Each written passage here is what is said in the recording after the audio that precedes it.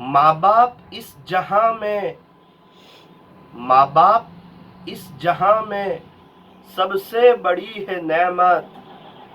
सच पूछिए तो ये हैं दोनों खुदा की रहमत। अगर वालिदैन हो तो उनकी खिदमत कीजिए, उनका इकराम कीजिए, उनका एहतराम कीजिए, उनके सामने अदब से पेश आइए। उनकी खिदमत करके अपनी दुनिया और आखिरत बना लीजिए।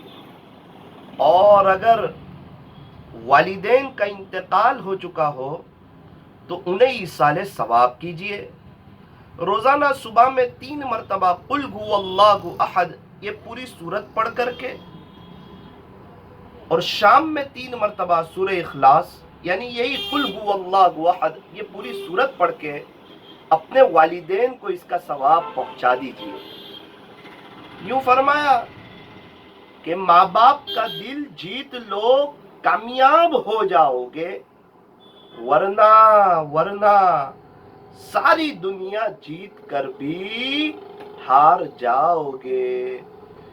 एक बुजुर्ग थे, वो अपनी अम्मी के साथ खाने नहीं बैठते थे।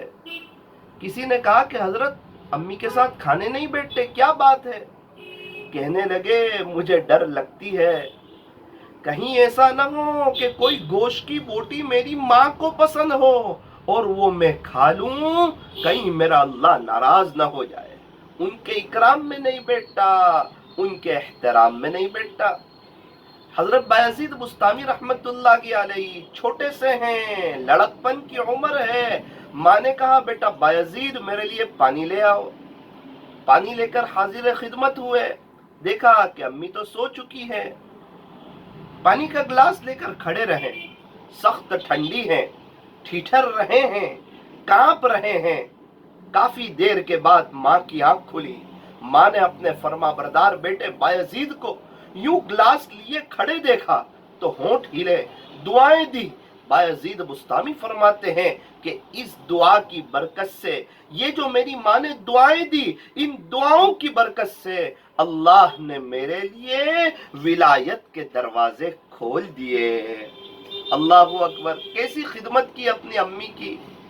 हाँ, माँ बाप ने ऐसी तरबियत भी की होगी। मैं माँ बाप से कहना चाहता हूँ कि बच्चे जो है आम तौर पर माँ बाप को देखकर सीखते हैं। माँ बाप नेक बने, अच्छे इंसान बने, सुन्नतों पर चलने वाले बने, अल्लाह को राजी करने वाले बने।